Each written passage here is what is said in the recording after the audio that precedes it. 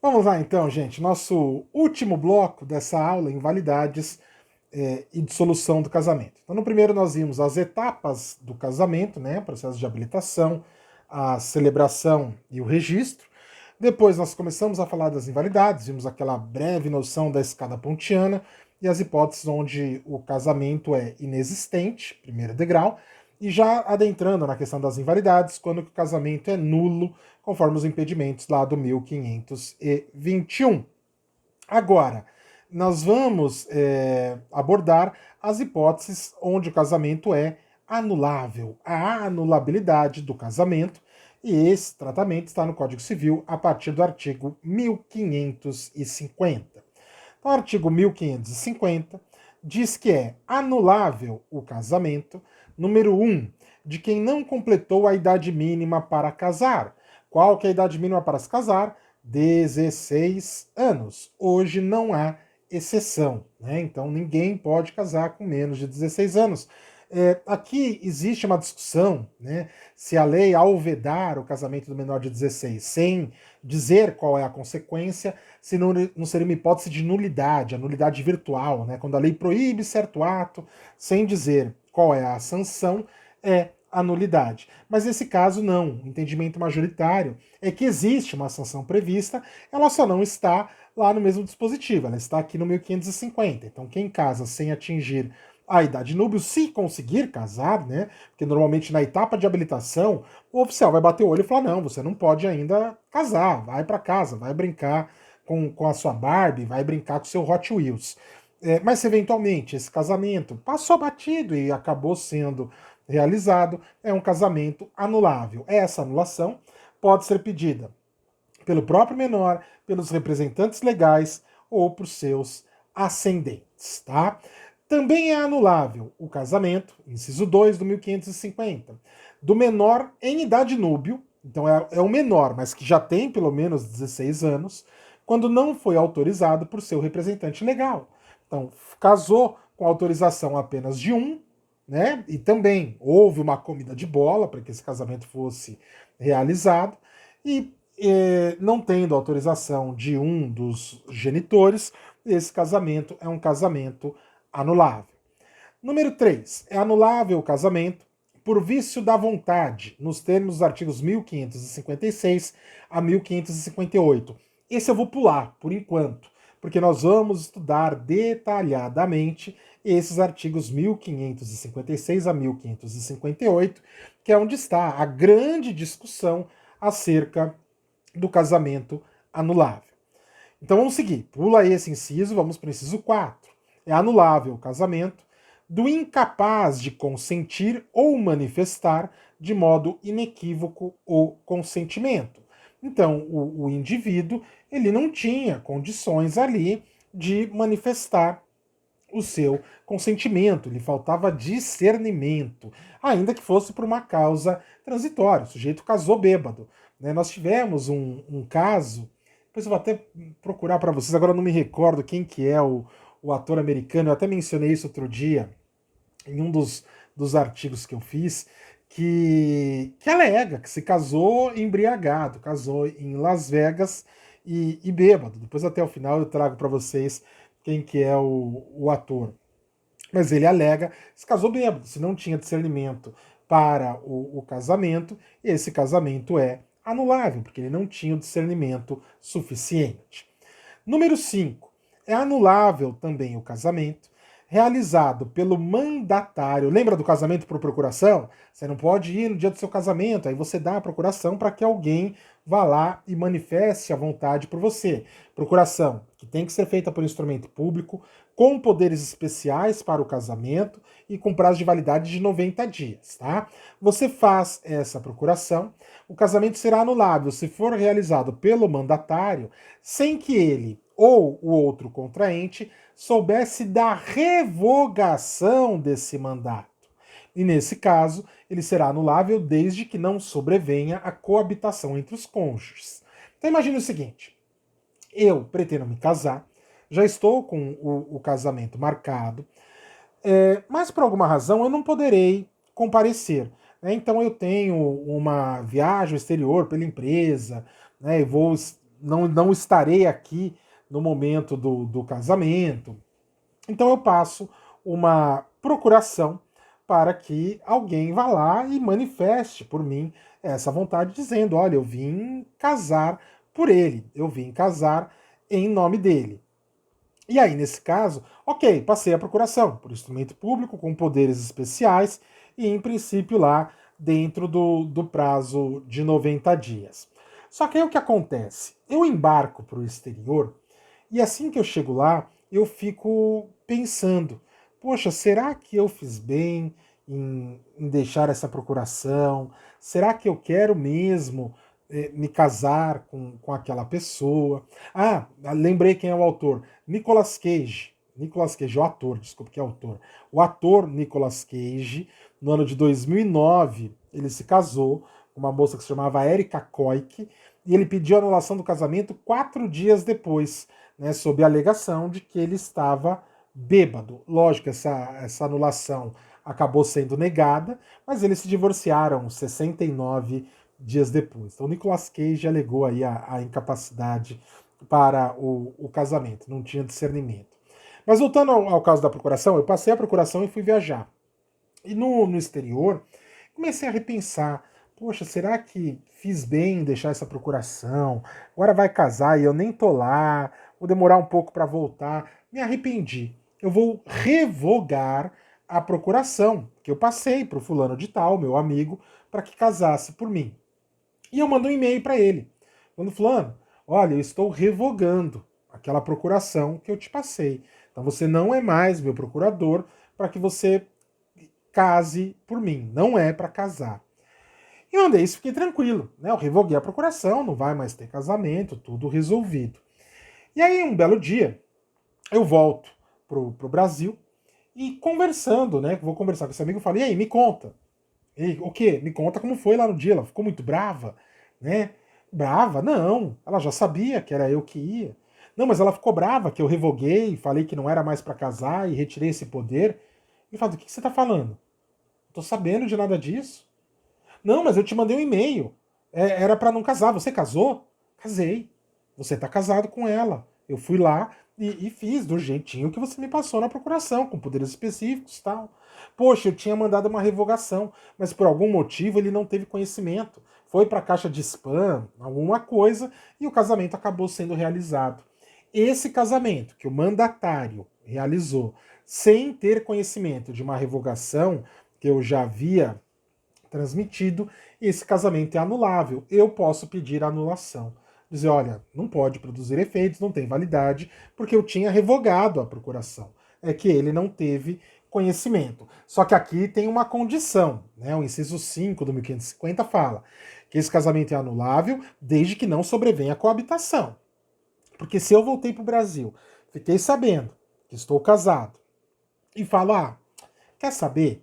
Eu tinha me arrependido, tinha repensado, não queria mais, mas já que casou, eu vou lá e vou tentar viver com a pessoa, vamos ver o que acontece.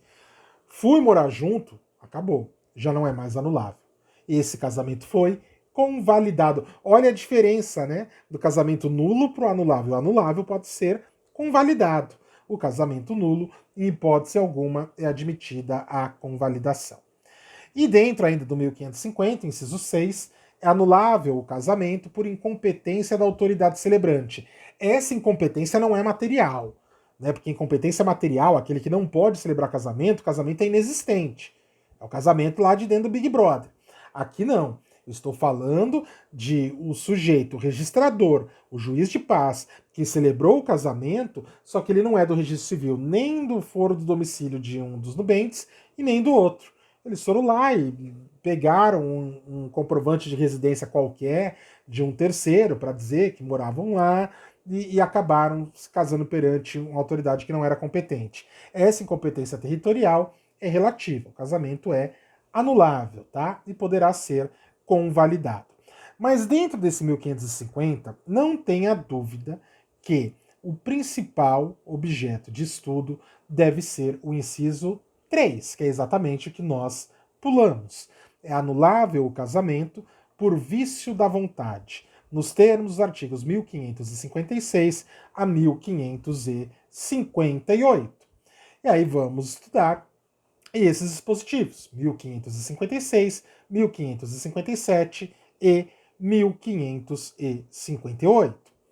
1556 diz o seguinte: o casamento pode ser anulado por vício da vontade, então a vontade manifestada é viciada, se houver, por parte de um dos nubentes, ao consentir, um erro essencial quanto à pessoa do outro. Então, esse indivíduo que incidiu em erro, e nós vimos que o erro é um dos vícios do consentimento, esse indivíduo que incidiu em erro pode pedir a anulação do casamento. Salvo se, mesmo sabendo do erro, ele conseguiu passar por cima e continuou vivendo com a pessoa, aí ok, segue o jogo, convalidado, ele é apenas anulável. Agora, se aquele conhecimento, aquela condição, aquela circunstância que ele não sabia, torna insustentável a vida em comum, isso é um erro essencial. Professor, que coisa mais genérica, né? Erro essencial quanto à pessoa do outro cônjuge. O código deixa assim jogado? Não. No artigo 1557, ele esclarece o que é um erro essencial. Então, olha lá, 1557. Considera-se erro essencial sobre a pessoa do outro cônjuge. Número 1. O que diz respeito à sua identidade, a sua honra e a sua boa fama, sendo esse erro tal que o seu conhecimento ulterior, né, posterior, torne insuportável a vida em comum ao cônjuge enganado. Então, erro quanto à identidade ou erro quanto à honra e boa fama. Erro quanto à identidade. Você achou que estava casando com uma pessoa e estava casando com outra. É difícil. A doutrina dá um exemplo, coisa de novela também, né? Dois irmãos gêmeos. Só que um deles é muito tímido, né? Trava quando chega perto de alguma mulher, não consegue se expressar, não sabe o que falar. Então o que eles fazem? O outro, que é mais extrovertido, tem um bom papo, conhece alguém, se envolve com a pessoa, namora por um tempo, marca o casamento, e no dia do casamento ele manda o outro irmão gêmeo. E ele sempre usou o nome do outro irmão gêmeo, então você acha que está casando com quem era de fato o seu namorado, né? Poxa, mas ele tá estranho hoje, tá quieto, porque é dia do casamento, é nervosismo, né? E você casa com uma pessoa achando que estava casando com um, quando na verdade está casando com outro. Erro sobre a identidade. Esse erro é essencial e esse casamento é anulável. Erro quanto à honra e boa fama. Aqui o critério é um pouquinho mais subjetivo, né? O que seria um erro quanto à honra e boa fama? Daqui a pouquinho eu trago alguns exemplos disso e vai gerar uma certa polêmica. Alguns acham que seria, outros que não seriam, mas eu trago alguns exemplos. Também é erro essencial, inciso 2 do 1557, a ignorância de um crime anterior ao casamento, que por sua natureza torna insuportável a vida conjugal. A pessoa casou com um indivíduo sem saber que aquele indivíduo tinha praticado um ou alguns crimes anteriormente que tornam a vida em comum insuportável. Casou-se com um maníaco do parque. Né? O maníaco do parque foi um sujeito que ganhou aí os noticiários alguns anos atrás, alguns bons anos atrás, né? Agindo com crimes sexuais, com violência lá no Parque Estadual da Serra do Mar. A pessoa não sabia que era ele. Casou e depois descobriu que tinha casado com um estuprador. E a partir desse momento a pessoa não tem mais paz, não consegue nem olhar para a cara do indivíduo. E isso torna a vida comum insuportável. A OAB, um tempo atrás, trouxe um exemplo interessante. Uma moça casou com um rapaz, e essa moça, gerente de banco, né, gerente de um banco, e trabalhando em home office, já durante a pandemia, foi em um dos últimos exames, trabalhando em casa, com acesso ao sistema do banco e tudo, e depois ela descobre que a pessoa com quem ela casou já havia praticado alguns crimes de estelionato. E ela procura o advogado, vendo se era possível pedir anulação. Perfeitamente, porque o sujeito tinha a prática de alguns crimes que ela desconhecia, né? Não sabia de nada, e quando descobre, a vida em comum se torna insustentável. Então é possível a anulação do casamento. Foi um erro essencial quanto à pessoa. Se você soubesse disso, você não teria nem casado. Número 3. A ignorância anterior ao casamento, de defeito físico irremediável que não caracterize deficiência. Tá? Porque a deficiência não entra aqui, porque seria um tratamento preconceituoso em face do deficiente. Ou de moléstia grave e transmissível por contágio ou por herança capaz de pôr em risco a saúde do outro cônjuge ou de sua descendência. Então, casou com um sujeito que é portador do vírus HIV, por exemplo, né, que é sexualmente transmissível, e não sabia de nada. Ao descobrir isso, pode-se pedir a anulação. O defeito físico irremediável, que não caracteriza deficiência, é um pouquinho mais complicado, né? Eu sei que muitos dão risada, mas seria aquelas situações de micropênis, né? O sujeito entrega muito menos do que o esperado. Micropênis é aquela situação de não vai ter relação sexual, não tem a possibilidade de manter sequer relação sexual. E nós vimos que a relação é um dos objetivos do casamento, quando nós começamos a falar de matrimônio. Então é possível que se peça a anulação nesse caso. Tá?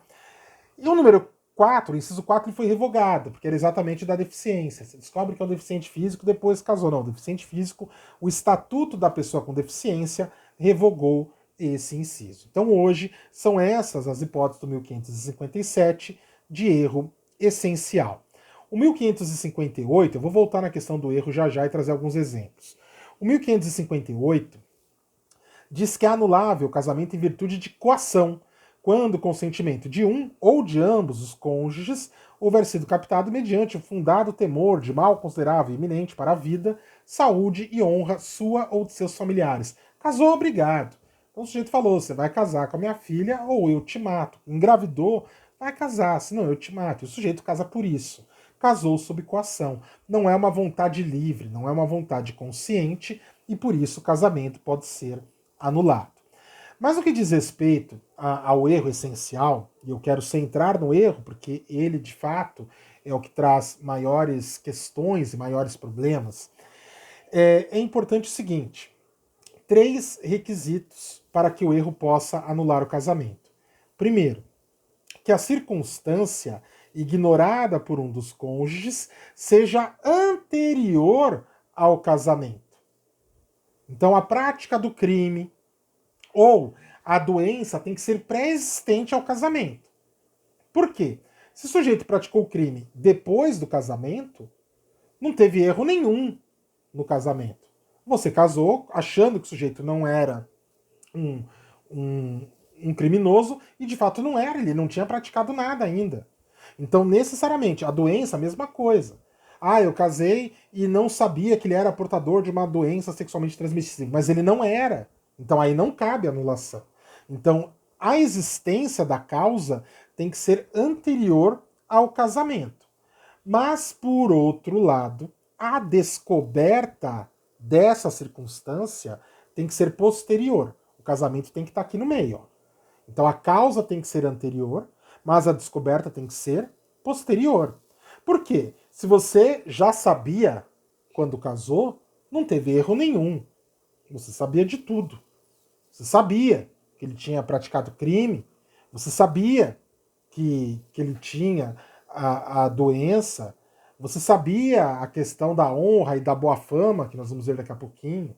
Então, vejam, o casamento tem que estar no meio, entre a circunstância e o conhecimento. A circunstância tem que ser anterior e a descoberta tem que ser posterior. E o terceiro requisito é que essa descoberta torne a vida em comum impossível, intolerável, insustentável. Porque se for algo que dê para passar por cima, o sujeito praticou um crime e eu não sabia. Qual foi o crime? Ele furou a fila da vacina. Mas eu entendo.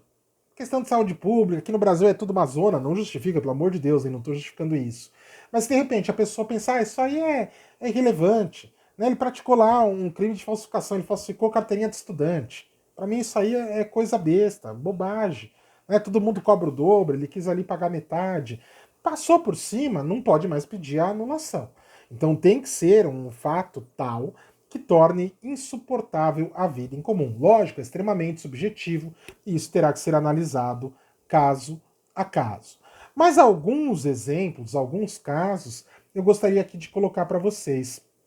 Então, por exemplo, a pessoa que casa com um indivíduo sem saber que aquele indivíduo é viciado em tóxicos, tem problema sério com drogas. Ela nunca soube, nunca imaginou. Ele sempre usou escondido e sempre teve todo o efeito disso totalmente escondido.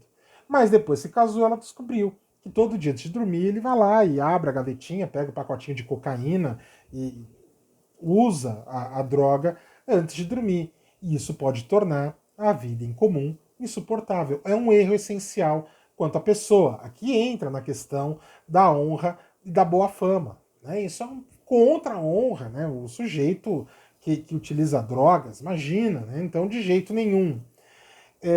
Um outro exemplo, casamento, esse aqui a doutrina usa bastante, com viciado em jogos de azar. Poxa, eu não sabia. Depois que casei, eu descobri que, o cara torra tudo. Que ele tem em maquininha de jogo, em bingo clandestino. É um erro essencial no que diz respeito até à honra e boa fama. Você casa com pessoa adepta de práticas sexuais não convencionais. Então, pô, o sujeito quer meter o cachorro lá no meio da relação sexual. Opa, aí não, né? Aí não dá. Então também, pô, o sujeito só faz isso e. Enfim, não quero entrar aqui no mérito do que é convencional e do que não é convencional, mas o sujeito que extrapola uma linha do razoável, que cause uma certa repulsa pelo outro, pode ser pedida a anulação. Agora, uma discussão que eu deixo até em aberto, né, não tem uma resposta definitiva para isso, diz respeito ao casamento com a pessoa que é homossexual. E quando eu falo casamento não é entre dois homossexuais, não. Você casou achando que era heterossexual. A mulher casou com um homem e descobriu depois que ele não gosta de mulher. Só tem relações com homens. Ou o contrário. O homem casou com a mulher e depois descobre que ela gosta mesmo de ter relação com outras mulheres. Como que fica o casamento desse indivíduo? Ou com bissexuais.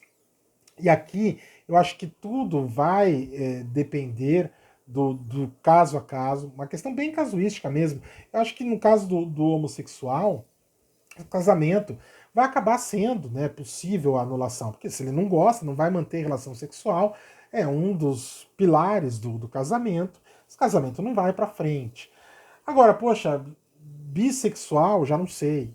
Entendeu? Bom, ele tinha relação com pessoas do mesmo sexo antes do casamento, eu descobri depois, mas isso não interfere na vida sexual do casal, não vejo motivos para a anulação. Tá? Não é simplesmente aqui questões de moral e decoro. Tem que ser algo relacionado a um erro mesmo que torne insustentável.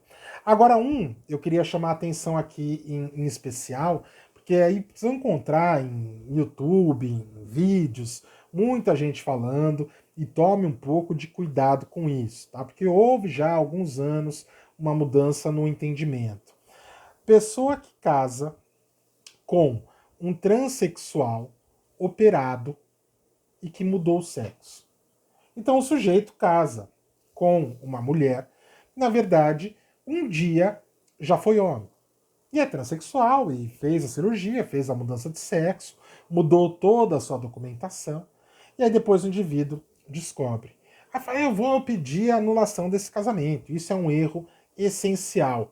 Muito cuidado com isso. Muito cuidado com isso. Tá? Porque a questão hoje ela é interpretada da seguinte forma.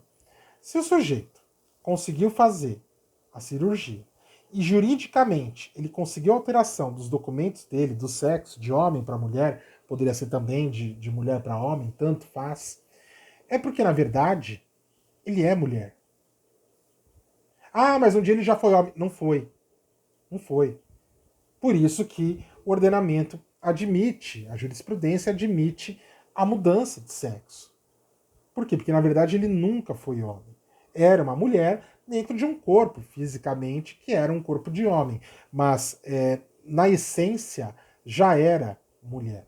Ah, professor, mas tem gente que não vai aceitar isso, né? Saber que houve a mudança, isso aí teria que ser caso de anulação, porque a pessoa agiu de má fé. A pessoa tinha que ter avisado, tinha que ter falado. Aí vem um ponto que eu quero levantar para vocês, que é o seguinte: de que adiantaria? De que adiantaria eu autorizar a mudança de sexo e essa mudança é autorizada com base na dignidade da pessoa humana? Né? A pessoa não se encontra naquele corpo e por isso a mudança é autorizada. De que adiantaria eu autorizar a mudança se ela tivesse que avisar todo mundo? Ela teria que fazer o quê? Andar com uma plaquinha? Quando, olha, eu um dia já fui do outro sexo, sou trans. Não tem cabimento. Imagina numa balada, né? Você vai lá, conversa, tal, tem um flerte. E aí quando vai beijar, não, peraí. Antes de beijar eu tenho que te contar, senão depois vai dar um dano moral, alguma coisa do tipo. Não é assim. Tá? Então o entendimento hoje, amplamente majoritário, é que não tem essa, era do sexo. Não era não, tanto que foi autorizada a modificação. Esse casamento não é anulável. Ah, professora, eu sou obrigado a ficar casado depois que eu descobri e não consigo. Divorcia. Tô falando que você vai ser obrigado a ficar casado, mas o casamento é válido, porque você casou com uma mulher. Ah, mas não era nada. Sempre foi. Sempre foi, por isso que foi autorizado. Tá? Então, cuidado com essa questão aí envolvendo os transexuais. Primeiro, né, para não sair com um discurso preconceituoso.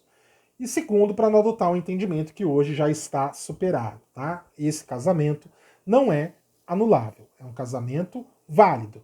Não gosta, não concorda, divorcia. Divorcia. Tá? E aí tem a dissolução do casamento pelas vias tradicionais, podemos dizer assim. Então vimos as causas de nulidade do 1521 e as de anulabilidade do 1550. Quando que deve ser alegada tais causas e quem tem legitimidade? Artigo 1522. Os impedimentos podem ser opostos até o momento da celebração do casamento por qualquer pessoa. E, inclusive, se o juiz de paz, se o oficial do registro civil tiver conhecimento, ele declara de ofício. Então, impedimento. 1521, ó, não pode casar não, vocês são irmãos. Não vai casar. Ou no caso de que matou o consorte do outro, qualquer pessoa pode aparecer e apresentar impugnação lá no procedimento de habilitação, que nós vimos no comecinho desses blocos de aulas. Tanto os impedimentos quanto as causas suspensivas, nós ainda não vimos as causas suspensivas, mas aqui o que interessa, os impedimentos, serão opostos em declaração escrita e assinada e com as provas do fato alegado, ou pelo menos onde elas possam ser encontradas. Então não existe a oposição anônima ao casamento. O ex querendo atrapalhar o casamento, né? Não existe. Tem que assinar porque você será responsabilizado por isso. Se for mentira e você atrasar o casamento por causa disso aqui, você vai responder tanto na esfera civil como eventualmente até na esfera criminal, se tiver aí a tipificação criminal dessa conduta, tá? Agora precisamos trabalhar alguns prazos, né? Principalmente no que diz respeito à anulação, porque nulidade não tem prazo. Então, a qualquer momento pode ser alegada posteriormente, porque o professor ele fala que até a celebração. Até a celebração, a alegação é no registro civil. Depois da celebração não cabe no registro civil, mas cabe uma ação no judiciário para se discutir a nulidade daquele casamento. Agora, quando ele é anulável, aí tem prazo, até porque se não for pedida anulação dentro do prazo, ele se torna válido, como nós já falamos.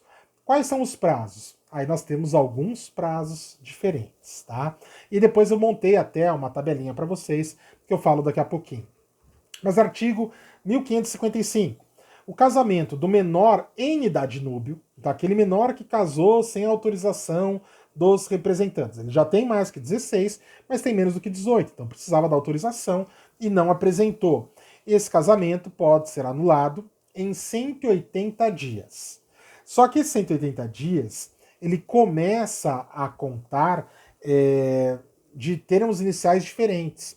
Se quem vai pedir é o próprio menor, ele tem 180 dias para pedir a partir do momento que ele atingiu a maioridade. Então ele completou 18 anos e falou, ó, casei menor, deveriam ter me autorizado, ninguém verificou e eu quero pedir anulação. Eu não sabia direito ali o que estava fazendo e precisava da autorização por causa disso. Ele pode pedir em 180 dias a contar de quando ele atingiu a maioridade. O pai ou a mãe que não deu autorização, pode pedir essa anulação? Pode. Qual que é o prazo? 180 dias. Só que 180 dias a contar do casamento. Por quê? Porque você já podia pedir desde o momento que ocorreu o casamento.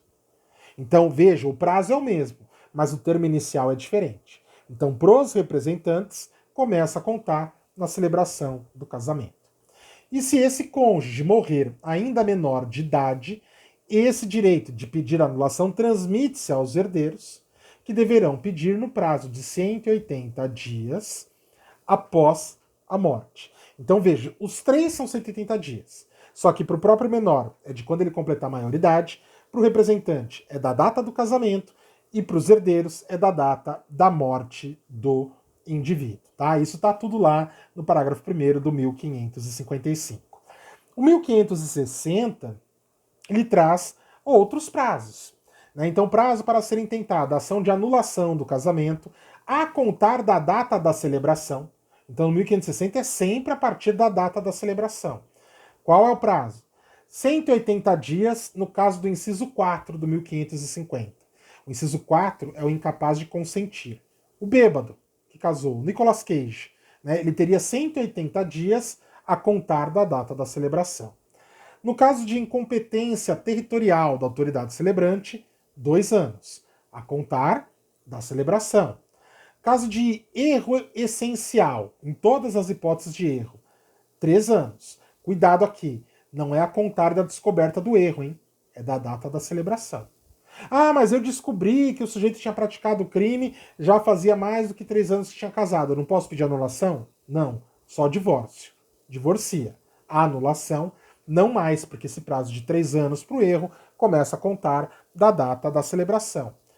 4 anos, no caso de coação. Então veja que o legislador vai jogando tudo prazo diferente, né? O dos menores é em 180 dias também, e aí aplica-se aquela mesma regra, o próprio menor é de quando ele atingir a maioridade. No caso aqui da idade núbio, né? Atingiu a idade núbio, ele pode pedir em 70 dias. Para os representantes da data do casamento, para herdeiros a contar da morte, mas sempre 180 dias. E naquele caso do mandatário, essa é a única hipótese, que não começa a contar da data da celebração. O sujeito, que o mandatário casou sem saber que tinha sido revogado, o prazo é de 180 dias, mas é a contar da data que o mandante teve ciência do casamento. A partir do momento que ele ficou sabendo, tô casado, ele tem 180 dias para pedir a anulação. Professor, e uma vez declarada a nulidade ou anulado o casamento, todos os efeitos desaparecem? Tem efeito ex-tunc, ex-nunc. Aqui nós temos uma figura importante que é o chamado casamento putativo. O que é o casamento putativo? É o casamento contraído com uma causa de invalidade, mas de boa fé, por pelo menos um dos nubentes, ou até por ambos. Então, por exemplo, eles tinham parentesco, mas não sabiam. Não cresceram juntos, não viveram juntos. E nunca se atentaram para verificar que tinham a mesma origem familiar. E se casaram. Passou, ninguém percebeu. O casamento é válido? Não. Né, se for, por exemplo, 2 irmãos unilaterais. Então, por exemplo, um deles não tinha o pai registrado, o pai não tinha reconhecido. E aí depois, quando reconhece, putz, eram irmãos, não podiam ter casado. Esse casamento vai ser nulo? Vai. Independente de quanto tempo já passou. Ele é nulo. Mas eles estavam de boa fé. Então o casamento é putativo, nesse caso, para ambos. Se um estava de boa fé, é putativo para ele. Para o que estava de má fé, não. Para ele, o casamento é inválido. Então, por exemplo, o indivíduo matou o outro para casar com a viúva. A viúva nem imagina que foi ele que matou o marido dela. Não sabe. E acaba casando com o indivíduo. Esse casamento é nulo? É. Mas a viúva estava de boa fé. Então, para ela, o casamento é putativo. Então, casamento putativo é o casamento contraído de boa fé, com um vício, mas de boa fé. E qual que é o principal efeito? Artigo 1561. Embora anulável ou até mesmo nulo, se contraído de boa fé por ambos os cônjuges, o casamento em relação a estes, assim como aos filhos, produz todos os efeitos até o dia da sentença anulatória. E se ele foi contraído de boa fé por um dos cônjuges, ele tem os efeitos para esse cônjuge. Tá? Então, eu fiz até um esqueminha no material que eu estou disponibilizando para vocês. Se ambos estão de boa fé, ok, eu vou declarar que ele é nulo, mas o que produziu de efeitos são válidos. Então, por exemplo, vai ter partilha de bens, porque eu vou aplicar o regime de bens. Né? Para os filhos, os efeitos, os filhos que nasceram na constância do casamento têm a paternidade presumida. Ok, continua válido. Ah, o casamento era nulo, então essa presunção não é nula também? Não. Por quê? Porque os filhos não têm nada a ver com a história. Então, para os filhos, os efeitos sempre são preservados. E para os cônjuges, aquele que estava de boa fé, o casamento para ele é putativo e produzirá todos os efeitos, tá? Se ambos estavam de boa fé, efeitos para ambos e também para os filhos, muito embora o casamento seja desfeito por invalidade a partir de agora. Se um só estava de boa fé, para ele produz efeitos, para o outro não. Olha que interessante. Vamos supor que aquele caso onde o sujeito matou o outro e casou com a viúva não sabe de nada. A viúva está de boa fé, para ela é putativo. E eles ficaram assim casados um bom tempo. E aí ela descobre e pede a declaração de nulidade. Não tem nem prazo, porque ele é nulo. Pede a declaração de nulidade. Ela estava de boa fé. Então, para ela, produz efeitos. Para ele, não. Poxa, professor, mas como assim? Se na constância desse casamento eles compraram um carro e o carro está no nome dele, ela quer metade. Ela tem direito? Tem. Porque para ela o casamento é putativo. Eu aplico todas as regras do casamento, inclusive regime de bens. Ela tem direito à metade do carro. Ah, mas ela também comprou um carro na constância do casamento e está no nome dela. Ele quer metade. Ele tem direito? Ele não. Ele não. Por quê? Porque ele não estava de boa fé. Ele sabia que não tinha validade aquele casamento. Então o casamento ele só é putativo e só produz efeitos para aquele que estava de boa fé. Tá? Se nenhum dos dois estavam de boa fé, aí não produz efeitos para ninguém, apenas para os filhos. Para os filhos sempre vai produzir, porque os filhos não têm nada a ver com a história. E para a gente fechar o assunto, o último degrau da escada pontiana é o plano da eficácia. Então nós vimos a existência, a validade e agora a eficácia. E eficácia eu falo de efeitos práticos, falo de sanções.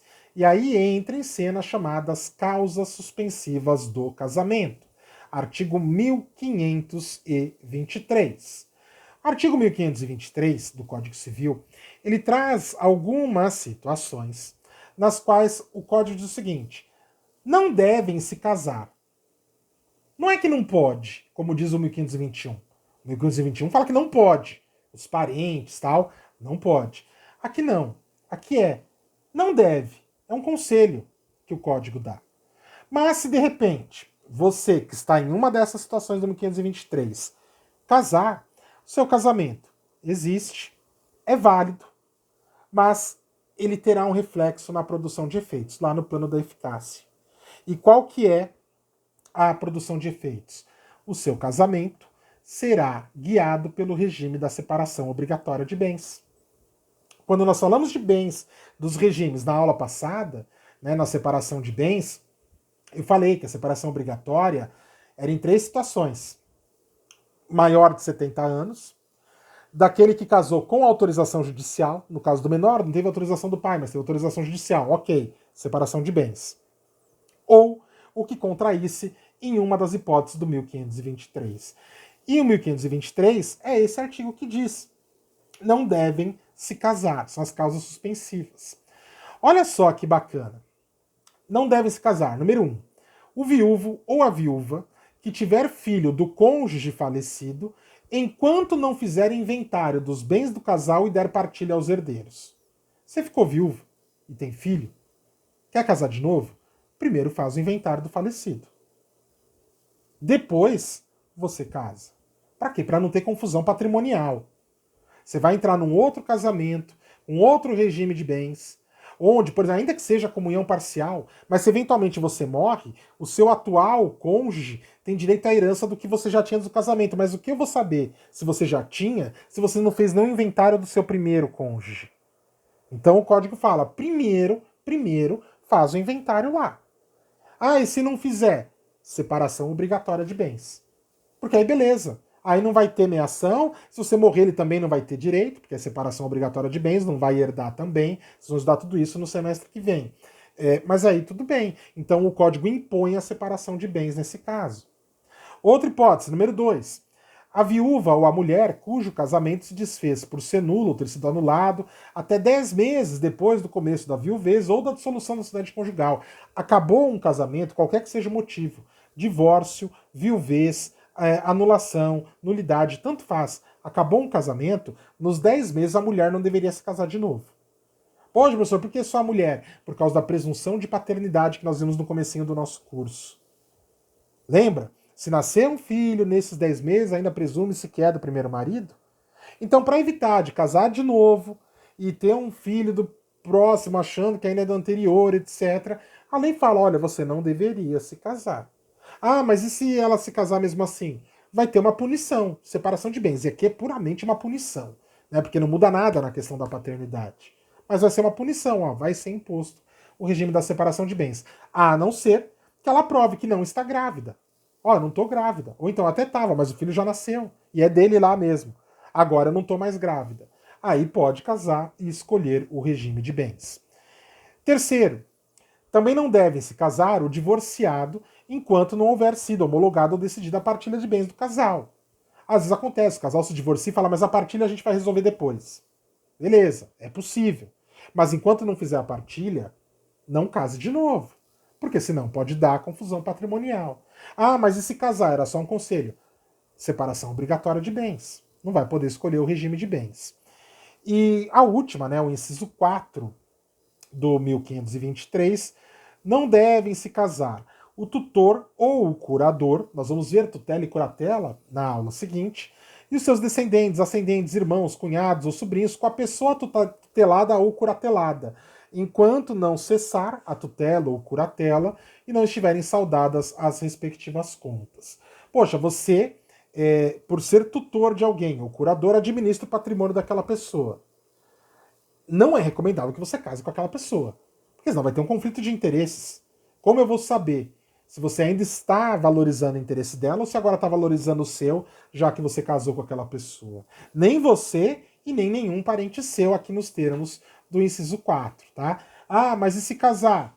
Separação de bens. Vamos separar bem esses patrimônios aí, para deixar o que é interesse do tutelado, curatelado de um lado e o seu interesse, ou de um parente, de outro lado. Agora, se depois terminar, olha, eu quero me casar, então eu quero trocar o curador, eu nomeia outro. Aí o juiz te tira do munus da curatela, você presta contas da sua gestão, aí beleza, aí pode casar, tá? Assim como as outras causas, aqui também, né, as causas suspensivas, artigo 1524, podem ser arguidas pelos parentes em linha reta de um dos nubentes, consanguíneos ou afins, ou colaterais até segundo grau. Veja, aqui o rol é menor, tá? Não é qualquer pessoa, não. Aqui é só algum parente em linha reta ou até segundo grau que podem alegar, porque o interesse é mais restrito, é mais patrimonial para que se alegue isso, tá? Também através de declaração escrita e assinada com responsabilização daqueles que assinam, tá? E aí, só para a gente fechar, vimos a invalidade, vimos o plano da eficácia. Quanto à dissolução do casamento, já falei com vocês bastante a respeito, que acabou o Instituto da Separação Judicial, né? Esse é o entendimento majoritário. Então, hoje a dissolução ela ocorre através do divórcio, não tem nenhum requisito para isso, não tem prazo mínimo, absolutamente nada, não tem nem que motivar. Tá? Eu até vou deixar para vocês um artigo junto com o material no qual eu defendo que esse divórcio possa ser feito diretamente no cartório, não precisaria nem do processo. E aí a única coisa que eu queria colocar para vocês é que é possível também que, se for consensual, e não tendo filhos menores, esse divórcio pode ser feito extrajudicialmente. Não precisaria nem do processo, tá? Então, eu vou deixar para vocês aqui, juntamente com os vídeos, só para deixar aqui tudo elencado. Eu vou deixar os vídeos, vou deixar um slide, um material dessa aula, vou deixar uma tabela que eu fiz especialmente para vocês, onde eu coloco as causas de invalidade do casamento, todas elas, depois dizendo se é causa de nulidade ou de anulabilidade, se há a possibilidade de convalidação desse casamento, qual que é o prazo para se pedir a anulação e quem pode pedir a anulação. Então, uma tabela completa para você dar uma olhadinha na semana da tua prova da OAB. E vou deixar também esse artigo que fala da dissolução, tá bom? E aí eu encerro por aqui e na próxima aula teremos mais um bloco aí de vídeos. Eu falo sobre união estável, tutela e curatela, tá bom? Muito obrigado mais uma vez. Beijão enorme, fiquem com Deus e até a próxima.